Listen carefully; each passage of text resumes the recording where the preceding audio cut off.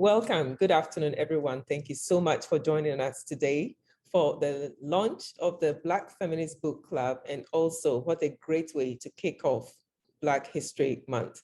My name is Professor Japa Dawuni. I'm an associate professor in the Department of Political Science and also the founding director for the Center for Women, Gender, and Global Leadership. I'm excited to see that the first event for this semester and this year for the center is an event based on a program that has been created by a student at Howard University. And that is what we want the center to be about: students creating and leading programs. I'm also excited by the fact that this program, which is our first, created by a student, is also supported by faculty. Once again, a very important component of the center's work: student-focused, faculty-led, and of course, engaging with our community, which is all of you who have joined us today and those who will be watching this video. So thank you very much.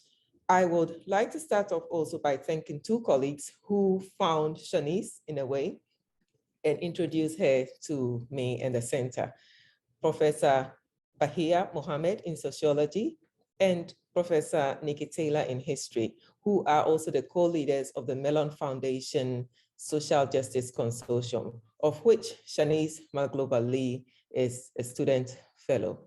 So thank you all once again. Without taking much time, I would like to introduce Chanice McClover-Lee, who is going to be the moderator for the event, also the founder for this book club. And I would be remiss if I were not to introduce our panelists and speakers. If I were to read their bios, that would take another 30 minutes. So please allow me, my colleagues, to kindly introduce you as Professor Dana Williams, Professor of English, and also the Dean of the Graduate School, and Professor Patricia Elon Walker, also in the English department, and a creative writer who has also won some book awards for her wonderful creative writing. So without much ado, sit back, enjoy the conversation, and please use the chat box as needed. I hand over now to Miss Chanice McClover-Lee.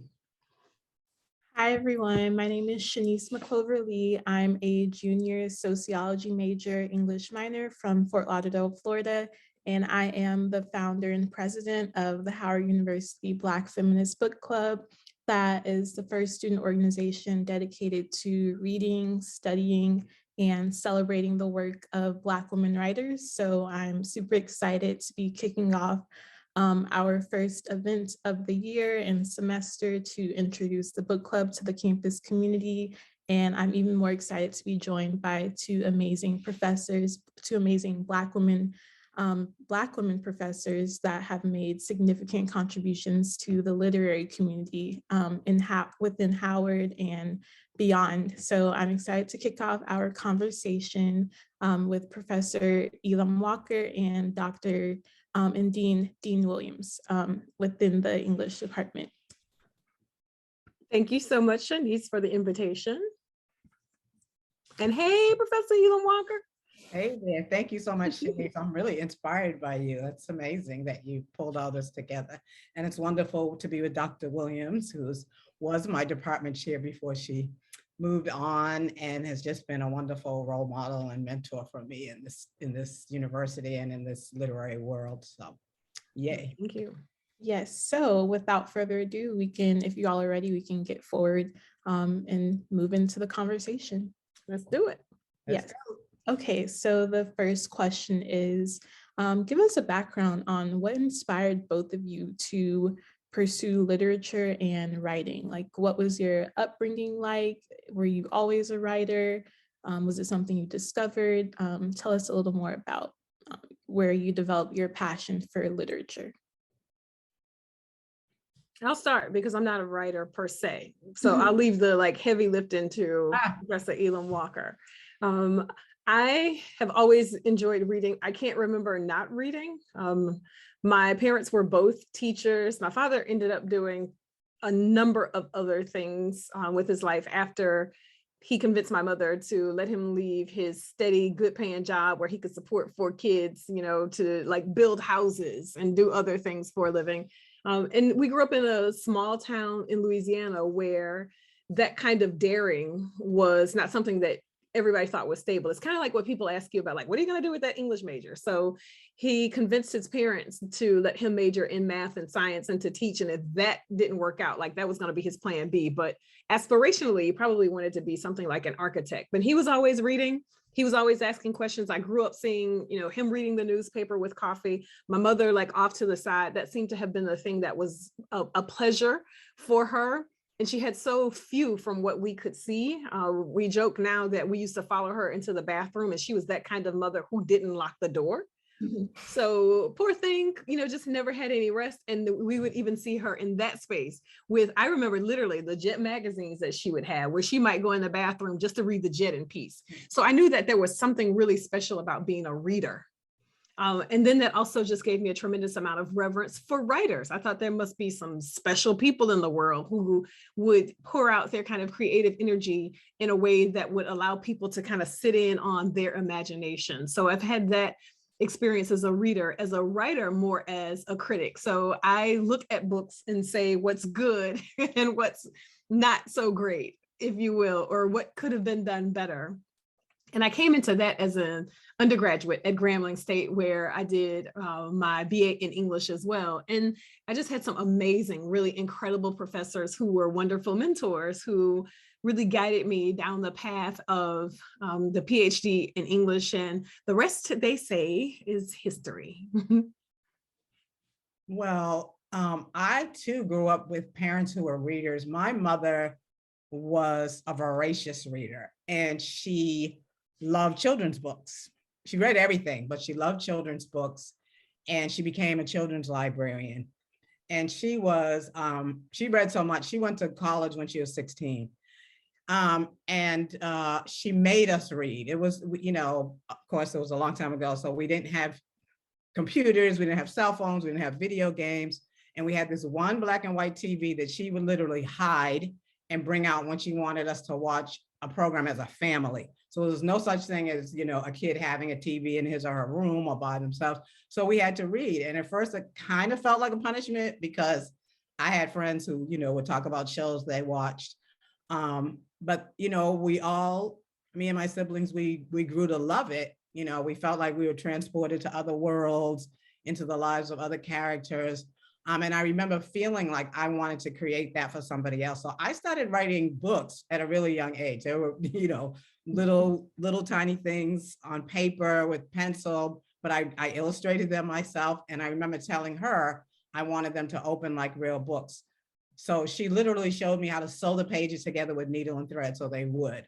And, so we did this. And I think when I got older, I didn't see a path. I didn't really have mentors at that time in terms of a writing life, but I had a lot of lawyers in my family. So I went to law school and I did that, and I practiced law, but I was always writing on the side. And I just remember, I was in my 40s at that point. I had my own children. But I started thinking, I don't want this bifurcated life, because I'd have my cases on one screen on my computer and my stories, and I'd switch back and forth when my boss wasn't looking. And it just was like, I need to figure out how I can do this. And so that led me down the path of going back to grad school and getting MFA. And my novel came out of my thesis in grad school. And so, as Dr. Williams says, the rest is history. I think I thought Oprah was going to call me with my first book, but, because we have the same birthday. But anyway, when she did not, I started teaching first high school and then Howard. And so here we are. Mm-hmm. So you both mentioned the feeling of being a child and like reading a book and being transported to the worlds that you were in. Like, do you remember what it was like for the first time for you to read something and truly see yourself represented, or did that moment come to you like within adulthood? Oh yeah, for me, that was adulthood, because I grew up in the 50s and 60s, and there were not a lot of positive, representations of people that look like me. So, and my mother searched diligently for them, as a librarian. I remember seeing The Snowy Day, the Ezra Jack Keats book, maybe when I was like 8 or something. So that was a while. And then not really getting into Black women's literature until college, really. And that was on my own. That wasn't through my faculty or anything. So, but when I did, then yes, it was like, whoa, this is here. I just couldn't get enough of it. And I knew I wanted to do that too. So yes. It was a little different for me because I grew up in a predominantly Black town. Mhm. And I think from K-12, I had one white teacher. And in the whole school system, well, I would say in the elementary school where I went, the junior high and the high school, I'm pretty sure, I don't think there were 5 white teachers total. So even as it might have been difficult, it just never even occurred to me conceptually that it was for them to find books for us to read where there were people who looked like us. And it was after the 60s and the Black arts movement when it was far more readily available than it had been before. The books that we had in the house were books where Black people were featured in the stories, but by the time I can have any memory, and this is something that I might need to do therapy for, I have very few memories before the 2nd grade. Like I have one memory per, whereas my siblings, and I don't know whether they really remember it or it's memories that they have heard other people say or pictures, but I don't have any memories of reading anything but chapter books. And chapter books don't have pictures. But I remember not getting a doll, for instance, for Christmas one year because they didn't have any Christies. So these doll heads used to come, the doll head was like this, a full-size head, but then she had this bottom base. I don't know, I'm like, this is clearly for Chanice, who is too young to remember this. But there was this bottom base and there was a Barbie. Barbie was white and was blonde and she had a pink base. Christy was brown, maybe a shade darker than I was, with her hair was straightened. So we hadn't gotten to the point where it was like really, fight the power radical, but her base was yellow. I remember distinctly that we didn't get doll heads because they didn't have any Christies and Barbie was not coming in our house. So it was that kind of experience. And I remember my cousin got a Barbie and I was like, but my cousin got a Barbie, calling her by name. She got a Barbie. She was like, yeah, nah, her daddy did that. Her mama didn't. He picked up the order because the kind of messed up thing that they would also do is if they didn't have the Black one, and it was catalog order too, where you literally called in and you had to give the product number. And if they didn't have it, then they would substitute it. And he picked it up and he brought it home and there was like mayhem. My mom was like, nah, Barbie can't come here. So I would imagine that there was also some level of, that little story with the little white girl with blue eyes can't come in this house. Like we will have no dolls before we have that kind of experience. By the time I got to chapter books, I can remember Mildred Taylor very distinctly. Of course, I read all of the Judy Blooms. And I was perfectly okay with Judy Blume. Judy Blume, like all of Judy Blume's characters in my mind were Black kids. I knew that they were white, but I decided like, this is what she looks like, in living color. So for me, that experience was really informed by just the good fortune of a lot of work that had happened on the ground long before I was ever thought of to make it possible for me to see images of the people who looked like the people that were all around me. But, that also shows, Dr. Williams, how we had to learn how to, empathize and put ourselves into these other characters that didn't look like us. Yep. And understand what they were going through and you identify with their emotions and stuff, which a lot of white kids did not have to do, you know?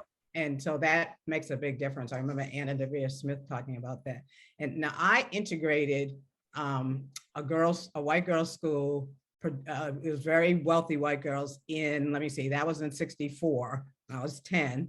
And me and another girl, the first Black girls to go there, little Ruby Bridges that we were. And I just remember having to read things like Huckleberry Finn, having to stand up in class and, you had to read out loud. And I was like praying that I wasn't going to have to read Nigga Jim, of course, but as luck would have it, I did. And just, holding back the tears, feeling like everyone's looking at me like I'm that person, and just, a really traumatic experience that I didn't understand why I had to go through that. So it was a while. So now as Black women in academia at a historically Black college and university, what do you hope for your students to take away from your courses now that you are in a position to teach and you have an array of wisdom and life experience to give to your students? I want them to think about how universal Black experiences are. Like, that's the center of the universe for me, and it should very well be the center of the universe for them. It shouldn't be an experience where they feel like, well, what we're reading is an exception. And we've all heard the kind of classic, well, Howard's not the real world. There is no more diverse population than there is at Howard. Now, they happen to be diverse people of color, but we are now in a world in 2022 which, you know, has everything to do with the demographic anxiety of the white world, right? Like, the reality is there are more people of color in the world now than there are quote unquote white people, constructed white people, or people who identify just like phenotypically or whatever. So I want them to understand that they are a part of a world culture that is undergirded by their ancestry. Such that it's not where they're thinking about slavery as their point of departure. They're not thinking about just Phyllis Wheatley as this like hyper intelligent little Black girl who happened to have been an African enslaved person. It's the kind of turning the thing on the head for me, where, you know, I venerate Phyllis Wheatley. I'm absolutely grateful for the experience that we have come to know was Phyllis Wheatley's experience and her survival over that. But it's also real important for me to talk to them as a literary scholar to say, as wonderful as Phyllis Wheatley's work was, she was also probably quite ordinary. If you think about her from the position of a Senegalese woman, young girl, who had memories of her physical space, had memories of her tradition, and then had some genetic markers also that would help her to understand this new world, that she's not like something like some unicorn. Like, there were thousands of Phyllis Wheatley. She happened to have been one who was taken, who ended up in a space where she was allowed to learn. But when we think about a Phyllis Wheatley as being seen with charcoal in her hand, if you think about her from the perspective of a young girl who's probably writing Arabic and has some sense of what it means to be a Muslim woman, and we transform her into this kind of docile Christian, I think it's absurd. So I want them to think about radical Black traditions in literature that's thought about quite commonly as traditional, if you will. So that's like one aspect. And then the other aspect is I just want them to see the full range of Black people. I want them to see the complicated Black people in the bluest eye, the complicated reality of incest, the complicated reality of, you know, a relationship between siblings that is very different from, you know, the person who wants blue eyes. Just a full range of Black people, that there is nothing kind of heteronormative or nothing that is commonplace about us, but really broad, and understand us as the center of the world. That's wonderful. I agree wholeheartedly. I mean, I think that, you know, I want them to know, well, I privilege Black literature. That's essentially all we read. Sometimes, especially for the main text, sometimes we do read short stories by other writers. And I encourage them to read, you know, to read widely. But, you know, I also want them to feel the freedom to write whatever they want to write. That's important to me too, because I feel like, you know, the creative writing classes are one of the probably few places where they can just write about anything, and they don't have to worry too much about grammar and structure. We can kind of see where they want to go with it. But, you know, there are certain things I mean, it's just interesting how they come into the class sometimes asking permission. You know, can I use a cuss word, Professor Elam? And I'm like, well, you know, if your character would use one, then yes, okay. You know, not just randomly. Right. But also, you know, there's certain things that are important to me that they go away with knowing that, you know, the details, the specificity, the intimacy of the details are so important to their writing. The fact that there has to be a change or transformation of the character, they have to know what the character yearns for. This is important, you know, dialogue has to be authentic, the characters have to be three-dimensional, all those kinds of things. It's also important to me that they feel safe in the class, because, when you're writing creatively, even if it's fiction, a lot of it does come out of your own experience. So I want them, to always feel like they're safe. And I feel like that we accomplished that for the most part. And I just want them to know, as Dr. Williams just said, that there are all kinds of Black people, and we talk about that all the time too, because they've been places, most of them, well, a lot of them have come from PWIs or, their high school or elementary school experience. They've been one of a few, they've gone through that thing of a teacher telling them they can't do this, they can't do that, they're not going to get into whatever, or why would you want to go to Howard? I mean, I've heard that from students, or why would you, you're not ready for AP and all that kind of thing. So there's a lot of that. There's a lot of pain from some of those things. So we deal with all of that. And, I just want them to come away knowing they're the best and they're in the best place and they can be whoever and do whatever. So while you were Professor Elon Walker, you brought up an interesting point, saying that you want your students to be able to write anything that they want. And in my African-American realism, naturalism, and modernism class, we just read an essay by Richard Wright, where he talks about the roles and responsibilities of the Negro writer. It was published in the 30s. Given everything that is happening in the world right now, do you all feel like Black writers, specifically Black women writers, have some type of, I guess, moral responsibility or obligation to portray the experiences of Black womanhood in whatever shape or form that may look like to the writer or whoever is, writing the text or the essay or the novel? I feel like they have a responsibility to be true to themselves and true to their experience. I don't like the idea that there has to be this pressure, because now, thankfully, we do have so many different voices and more are coming. I've been writing children's literature lately, and I'm overwhelmed at how much there is and how many stories there are and how varied the stories are from writers of color. And I think that that's important for that to continue.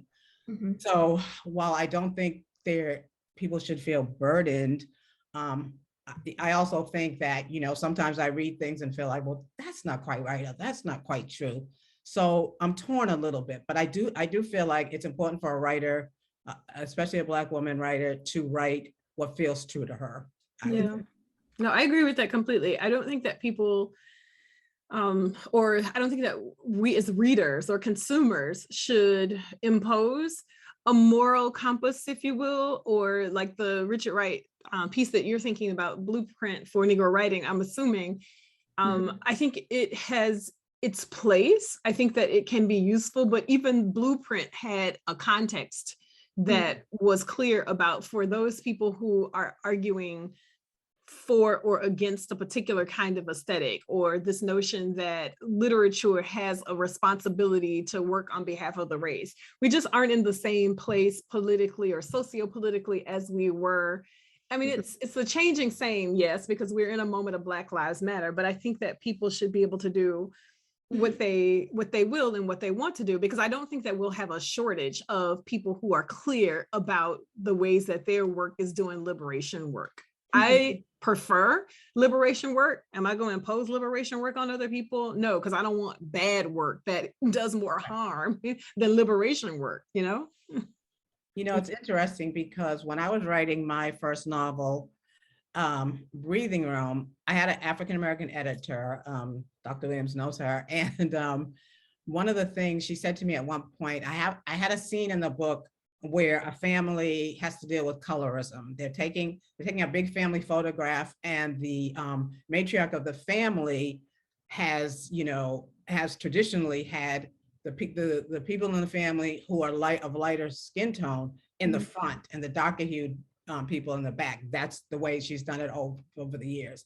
And so it's explored in the book why she does that, how problematic that is for the Black woman photographer, who's one of the main characters. And my editor said, do we have to really air that dirty laundry? Don't you feel a responsibility not to? And I was really surprised, because I felt like, well, this is an issue. I want to talk about it. And what I have to say about it is I feel like I'm on the right side of that argument. But it was she and I had to go back and forth about that. I have to say it stayed in there, but it was interesting. So there's a quote by Toni Cade Bambara where she says she wants readers to understand why women, when asked about why she writes, she wants readers to understand why women need to keep writing their anger, dismay, disappointment, or just sheer bewilderment. Women are not going to shut up. We care too much about the development of ourselves and our brothers, fathers, lovers, sons to negotiate a bogus peace. So keeping that quote in mind, what would you consider to be your personal driving force or theme behind your writing, or in Dr. Williams' case, when you are looking at a text and critiquing it? And she's a writer too. I don't know why she's saying she's not. Well, I mean, not in that way. I mean, it's interesting because I have always thought like, oh, there's no way. I'm thinking now maybe in there, like my next third of my life or something, I think I might like, seriously, I'm interested in understanding how stories work. So I might change that a little bit later and talk about like a different kind of writer, but a creative writer of nonfiction, I will take that one. But I think like the best writing, and I'm biased, I know I completely am, the best writing is fiction, but that's a personal preference. But thinking about the Bambara piece and what she's saying here, I would use the opening of Toni Cade Bambara's Salt Eaters, which just is incredible to me and just resonates with me. And like a quick pin in the story too, as Professor Elon Walker was talking about her mother teaching her how to sew the binding of the book, I thought about that opening of either Gorilla My Love, the Toni Cade Bambara short stories, or Salt Eaters, where she offers that tribute to her mother, who she says like, you know, this book is for my mother who, when seeing me in the middle of the floor, writing or reading, just mopped around me. How much love is that? Like any Black mama who ain't make you get up and go to another room when she was cleaning up because you weren't contributing to the cleaning. I could never imagine that as a part of my reality, but for a mother who could understand her child so much to just mop around them. And I think it's important to talk about that as context too, because when she opens the Salt Eaters, the question that she poses would be the theme that resonates the most with me as a thinker, as a woman, as a person. Are you sure, sweetheart, you want to be well? Like she opens the book, literally. She's sitting, the main character has spent a tremendous amount of her time being an activist, like an incredible social being, a culture worker, and so on, but she's exhausted and she's tried to commit suicide. So she's a healer, a traditional healer. And the healer says, are you sure you want to be well? And essentially, the question is a legitimate one, because she's like, you know, it's a lot to be well. There is a heaviness that comes along with being well. There's a lot of responsibility. It would be easier for her just to like stay off in a daze. So are you sure you want to be well, for me, is the theme that I'm looking for as I'm reading, as I am being, as I am writing. Like, what does wellness look like for Black women who are foremost invested in community, not in individuality? I got every problem in the world, and we can talk about it a little bit later with like even the Western nomenclature of self-care. Like it's highly problematic in so many different ways for me, and that we adopt it kind of uncritically is a whole nother story. But what does it mean to be well in the context of community? Because Velma's not trying to be healed by herself. She's not in the room. Minnie is healing. Like, there are all of these women in this circle who have to be there for her wellness to be a part of it. So I'll stop there. Wow, that's so interesting. And I love that Toni Cade Bambara. Love Toni Cade Bambara. Yeah. I had the great fortune of taking a writing workshop with her. Oh, I'm so envious. Yes, with her. I took one with Octavia Butler. Yes, I'm older. But anyway, that's wisdom. She talked about, you know, if you have any kind of issue in your writing, going to bed, you know, with it on your mind and dreaming the solution. And I just remember, you know, I just remember her talking about that, and that really, you know, resonating with me. But anyway, I think with my own writing, I find myself drawn to exploring relationships, all kinds, you know, family, love relationships, girlfriends, friendships, mother and child kinds of things. I'm really interested in how they happen, how they come together, how they develop, how they grow, what happens if one person's growing at a different pace or growing in a different way, how they fall apart, and whether they fall apart to a point where they can't get back together. Those kinds of things really intrigue me, and I love hearing those kind of stories. I'm very nosy. I eavesdrop a lot when I'm places where lots of people are around, and I can just get into the conversation. Lots of people in my family will say, don't talk around her because it's gonna be in the story. Something. So, but I just think, that's the crux of who we are. That's what's so important to me, and you never get enough of it. And I'm constantly trying to explore, even writing children's stories. So yeah, relationships. Dr. Williams, I know you said you were done, but I really I want to know the answer to this. So what exactly does community care in the sense of Black womanhood look like to you? It looks like full awareness of one's place in the world and one's relation to the world, the relation to community. And you can interpret community a number of different ways. So I think Tricia's point about relationships is really critical and important. How do we interact with other people?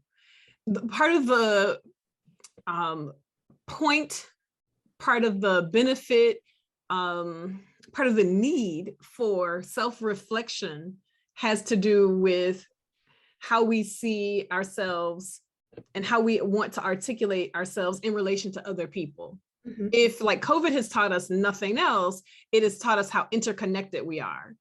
I've been very deliberate to be very engaged with people that I know who live alone.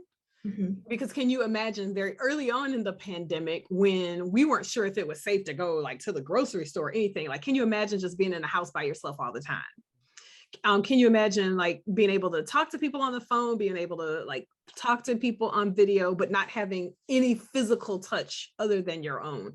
And my point in raising all of this is, as much as it is important for us to be very clear about, like, to use Terry McMillan, whom I also love, and like people think like as a literary scholar, I love me some Terry McMillan. The Terry McMillan's like term from early on in her books was like being clear about your constitution. Like, who are you fundamentally at a kind of base level? I think that's very important, but I think that that's important in relation to the self and the world. Mm-hmm. How do you see yourself in relation to the world and in your community, whether it's your work community, your familial community, your cultural community, your whatever affinity group you find yourself in? Mm-hmm. I hope that was helpful. No, yes, that was definitely a great response. I just add something real quick. I was just think about something that happened in class this week, because I feel like my class is a community, and mm-hmm. and it's new. I mean, we've just, as you know, the semester's just started, but I felt like it was really important to establish that, and this week confirmed it for me, because one student wrote about. We were writing flash fiction, so it was a very short piece, but she wrote about a girl there were two girls in the family, and one was beaten by the father and the other was not. And the story was sort of about this comparison of why one was and why the other wasn't, mm-hmm. and how they treated each other. And then of course, we talk about, we critique the writing and the story itself. And no one asked whether this was a true story, but when the author of the story got to talk, she said, well, I wrote this because this is what happened to me. And, my sister and I were just talking about it. And everybody I was stunned actually too. But I was so pleased with the fact that people just rallied around her. Mm-hmm. And it's mostly young women in the class, although there are two young men, but it was mostly the young women who were just like, are you safe? What can we do? Can we help you? It was all about that. And I was really thankful. Yeah. We talk about that community of learners. I mean that, like, from the core of my being. Like, even with one of my grad classes last semester, some students came, there were maybe like 7 or 8 students in the class. And one person said, oh, I didn't get a chance to read that piece because I couldn't find it. I said, wait a minute, somebody had to read it. Everybody didn't have the reading? I don't understand. And they were just kind of quiet. And I said, no, please, seriously, like, somebody help me understand. One of you had it, and everybody didn't have it. And then the student who had he had earned his master's degree from a PWI, he's just like, which ironically, no shade to, our library system, which is how he got the piece in the first place, because he couldn't access it. We were undergoing a cyber attack, so we didn't have library access in the same way. So he goes to his alum from his master's place, and he gets the piece, and only people who asked him for it shared it. He's like, where I came from, like there's like stiff competition about like, you go get the book before everybody else can get it. And this, I don't know, we're a community of learners in here. We're listening to each other. We're respecting each other. We're not quote unquote piggybacking on anything. We're not repeating what anybody else says. We're not on the internet while other people are talking. You value what this community of learners can do uniquely. Otherwise, like just go somewhere else, or let's all do another thing. So I think at Howard, that is something that we're very intentional about. And I'm sure it happens in other places because it's teachers oriented. It happened when I was at LSU in Baton Rouge, for instance, in the same way, but you have to build community. And I think it happens uniquely in some ways with Black women, but I think Black communities, especially, like really try to feed this notion of everybody has to be okay. So speaking of building community and creating spaces, what piece of advice would you both give to young Black women writers who are still trying to figure out, our place in the world of literature, how we portray our words? Like what would you want to say as advice? Read. Read. And read. And then read like a writer. And read widely, I think, read across genres. I used to not want to read sci-fi and fantasy, but so many of my students are into that I was like, okay, I got to get on board. And now N.K. Jemisin and Nidhi Okorafor. I mean, I'm just like, whoa, blown away. So, you learn from your students too. But yes, read widely, talk about writing and reading with others, like what you're doing with the book club is amazing. During the beginning of COVID, because my children are different places in the world, we started doing this family book club over Zoom, and we've continued to do it, and it's been amazing. I have learned so much about my children who I thought I knew. So it's a wonderful thing, the book club idea. Those are things that, people can do, young Black women writers who are interested in writing and literature. Yeah. And then Tony says this, Professor Medina says this, and I don't know if it's his quote or his thing, or if he is quoting somewhere else, but he said, writers write every day. Like without excuse, without like, I didn't get a chance to, it doesn't have to be 500 words or however many pages, but writers write every day, period. And at some point you're gonna have to share. I adjusted that for myself too. Writers have an experience with their writing every day. Okay. That actually makes me think of, I think it's the Toni Morrison quote where someone asked if she writes every day, and she said, no, but I think every day. Yeah. Yeah. And so, that's why she's my girl. Okay, one last question before we move on to Q&A. What are you all reading right now, if you're reading anything? Of course, we are always reading. I am reading the best short stories of 2021, edited by Chimamanda Ngozi Adichie. It's nice. Wonderful. I'm learning a lot. And what are my students reading? We are reading Brother by David Charianji. He's a Black Canadian writer. This book is the bomb. It's so beautiful and well written and amazing. Oh, nice. I just finished Bernardine Evaristo's manifesto, because I was talking to her with yes. What's the name of that Black book? It's a Loyalty. Loyalty is a Black bookstore in DC. That was a wonderful interview, by the way. Go. Oh, thank you. I really enjoy having the opportunity to interact with the writers. The green room conversations are just like so lit. They're the best. So just finished reading that one. I am still reading because it's a beast of a book, but it's so good. The Love Songs of W.E.B. Du Bois by Honoré Jeffers. And as soon as I get the official copy, I'll read Daniel Black's Don't Cry for Me. I read it in manuscript draft probably 2.5 years ago when it was in its first iteration. And so I'm really interested in seeing like what the final product is, because that's the thing with writers, and Professor Elam can tell you this like a lot. You have people who will read with you and give you feedback and make changes. So I remember us arguing about like the heavy-handedness in some places. I'm like, this is too didactic, pull back. And he was like, no, I'm trying to make a point about didacticism. And I was like, no, but it's like really derivative. So I can't wait to see what he did with it. Nice.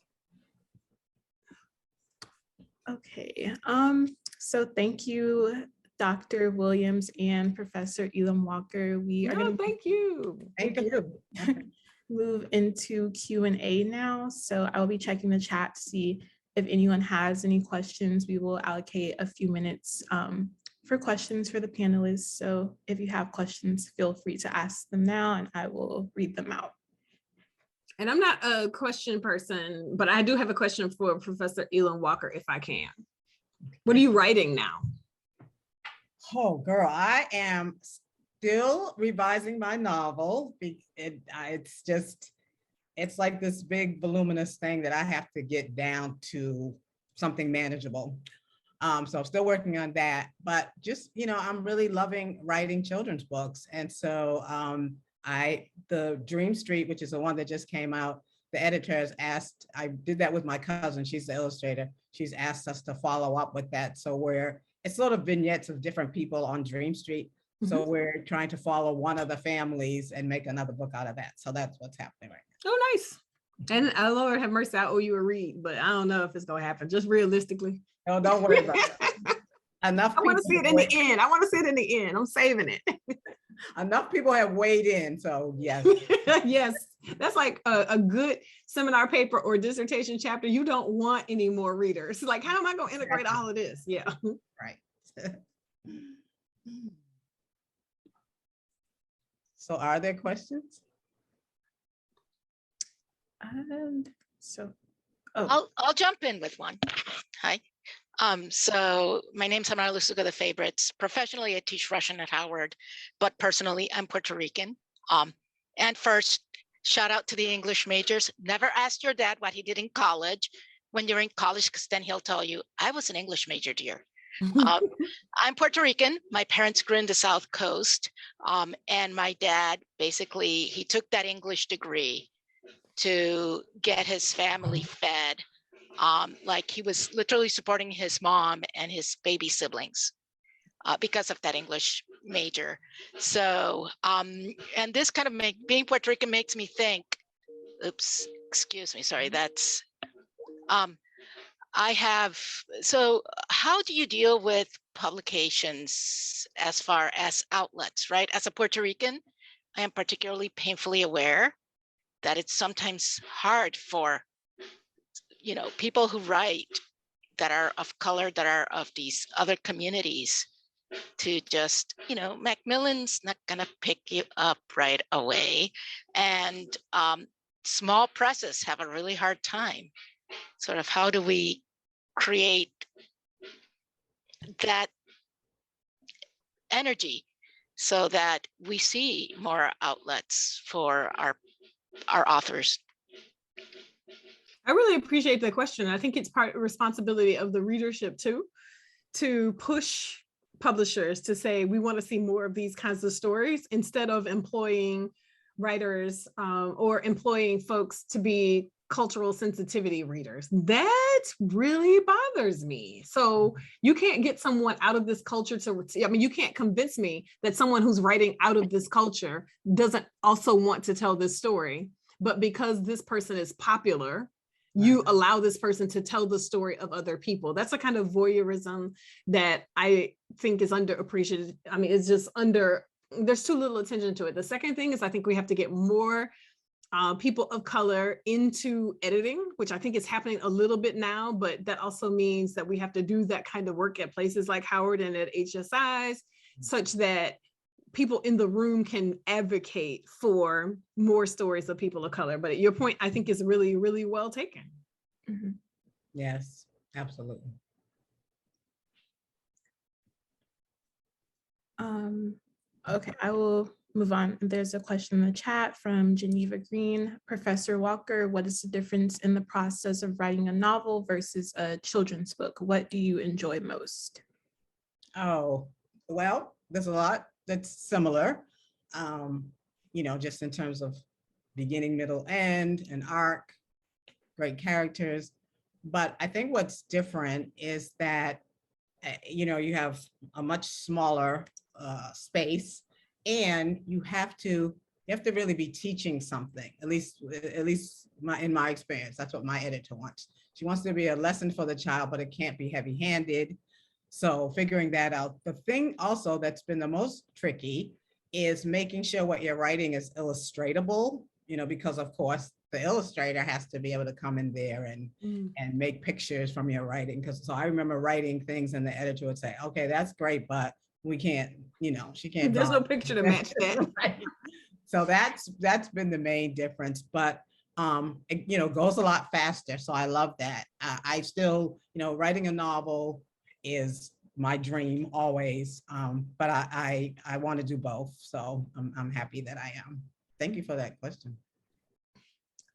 There's also a follow-up question. Are there any Black Caribbean authors that you might recommend? Oh yes, we're reading right now How to Love a Jamaican. I think her name is Alexia Arthur. So I was looking for her on this table. That just comes to me right now because we're in the midst of reading it in one of my classes.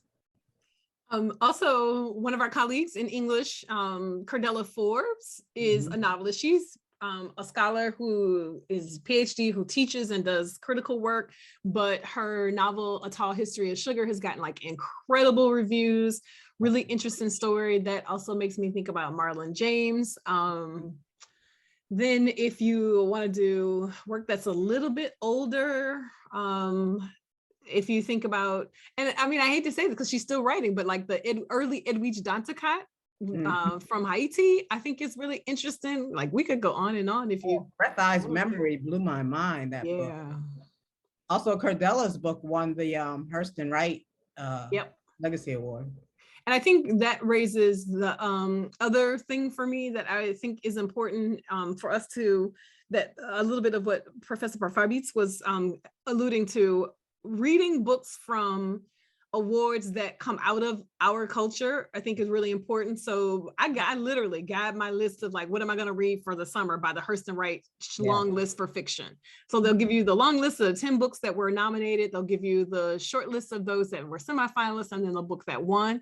And interestingly enough, Grey Wolf was a kind of small press, and it's still small compared to say like a Random House or HarperCollins or somewhere like that. But they do really incredible work, like that Claudia Rankine book. And I think Claudia Rankine could be considered a Caribbean writer as well, Caribbean American person who has been living in the US for a substantially, a significant part of her life, or a Jamaica Kincaid. But I think Rankine was at Grey Wolf, but they have like the most amazing books by these amazing writers, and they're a small press, in part because I don't think that they're as consumed by making money as they are by making really good books.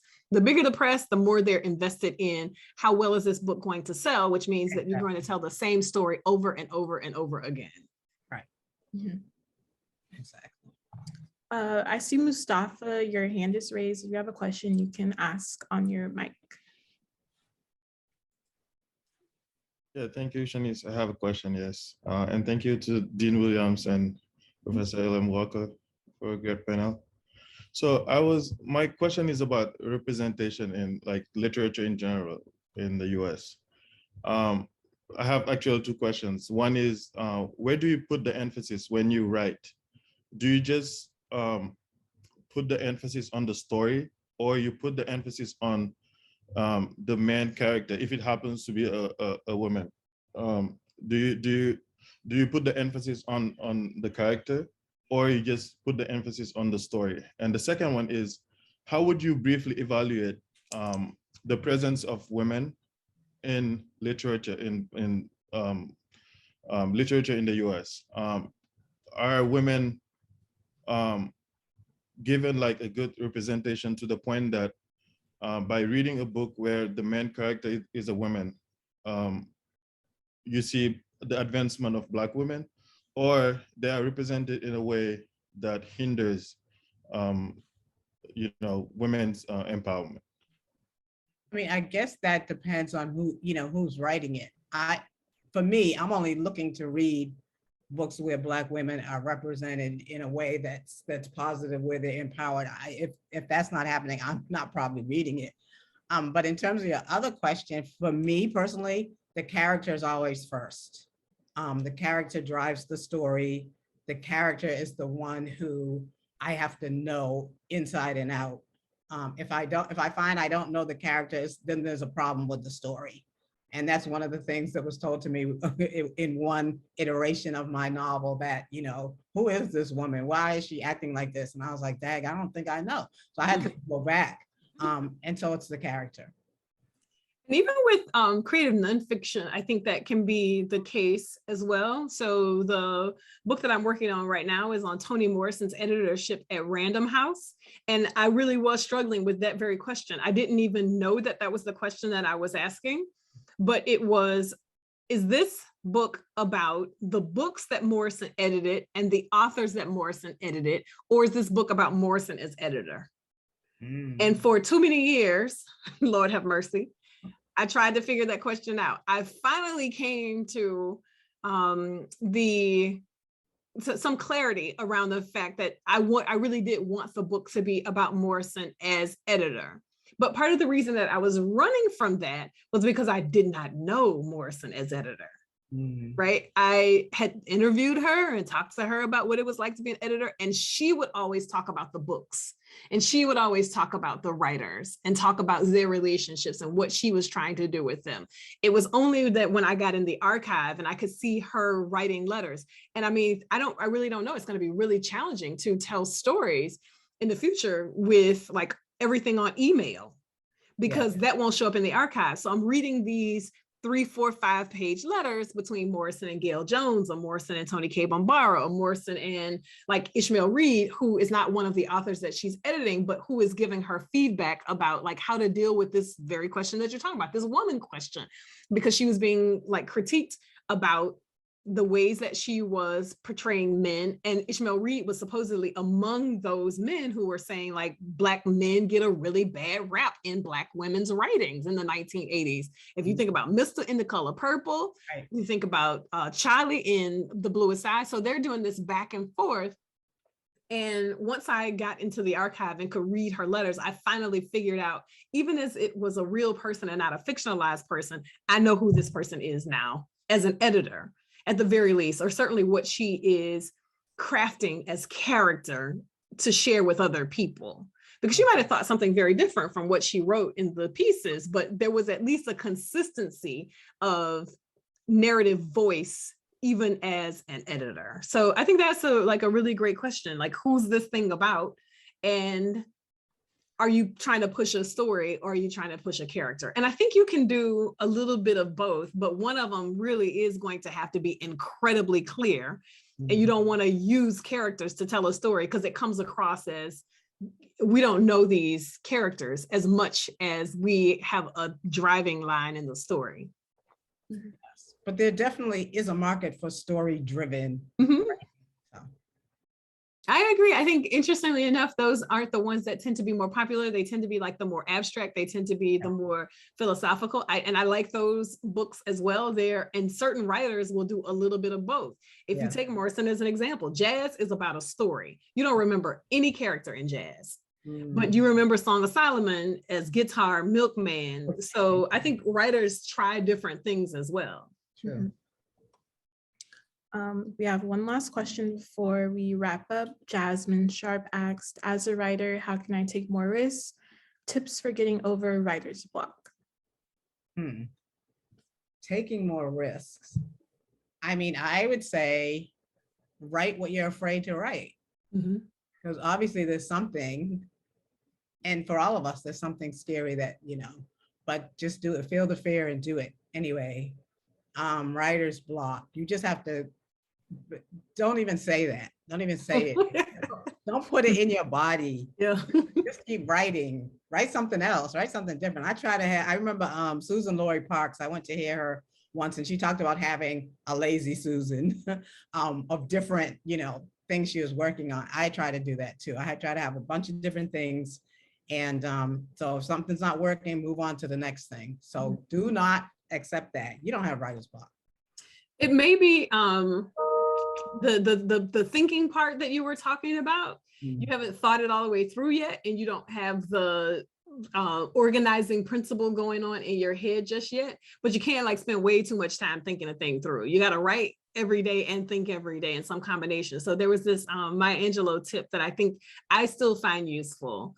There's something, it's a Maya Angelou on the one hand and then Howard Thurman on the other hand. Like there's something that we think doing something with our hands means doing stuff. So even now I read with a pencil because we've all been trained to think that thinking isn't quote unquote work. It's not labor. It is, but we've been trained to think. So I'll like usually because I have to do something with my hands. So this Maya Angelou piece where she says to organize ideas in her head, she would often play solitaire. It's like low stakes.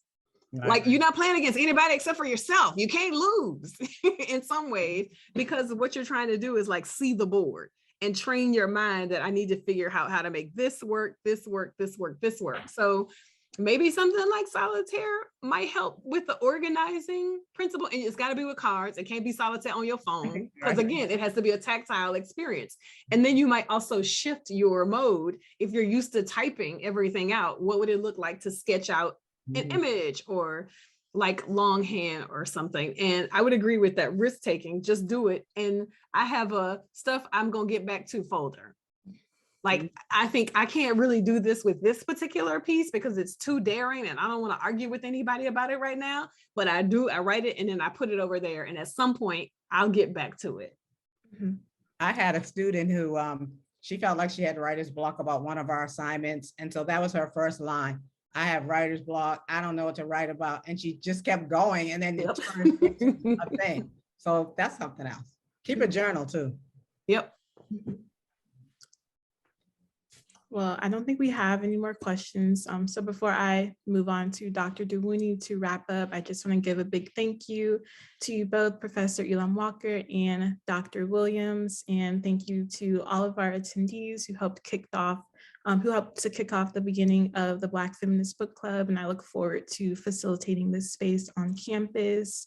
Thank you to the Women's Center, Dr. Dewuni. Who else? Oh, Dr. Jennifer Williams, my professor, and also the advisor for the Black Feminist Book Club. Oh, wonderful. Very nice. Very nice. Thank you. I have to run, but thank you so much. And thank you, of course, to Dr. Dewuni for hosting and providing the space for us all to get together, even if virtually. Yes. Good to see you all. Great to see you. Thank you all so much. And I think Chanice has said it all. It's been great. Thanks for the wonderful kickoff. The conversation was excellent. I kept smiling. And so I have learned so much. Looking forward to welcoming you all to the center in real time when we're able to get together. So thank you. Have a wonderful weekend and we'll see you later. Thank you all so much. Keep me on that mailing list. I want to come to the next thing. Thank you. Lovely to see you, Dr. Williams. And thank you, Chanice. That was wonderful. Thank you. Thank you. Bye-bye.